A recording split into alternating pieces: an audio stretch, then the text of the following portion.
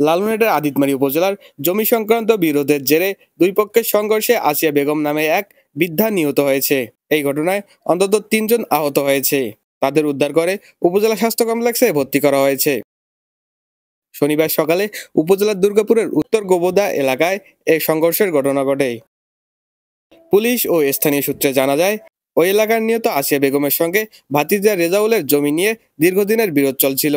সকালে জমি চাষ করতে গিয়ে উভয় পক্ষের মধ্যে কথা কাটাকাটির এক পর্যায়ে তা সংঘর্ষের রূপ নেয়।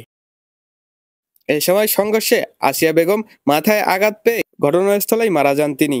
অন্তত ৩ জনকে গুরুতর অবস্থায় উদ্ধার করে উপজেলা স্বাস্থ্য কমপ্লেক্সে ভর্তি করা হয়েছে। আদিতবাড়ী থানার ভারপ্রাপ্ত কর্মকর্তা আলী আকবর ঘটনা নিশ্চিত করে জানান, খবর পেয়ে পুলিশ ঘটনাস্থলের পরিস্থিতি নিয়ন্ত্রণে এনেছে। নিহতের মরদেহ ময়নাতদন্তের জন্য লালমনিরহাট সদর হাসপাতালের মর্গে পাঠানো হয়েছে।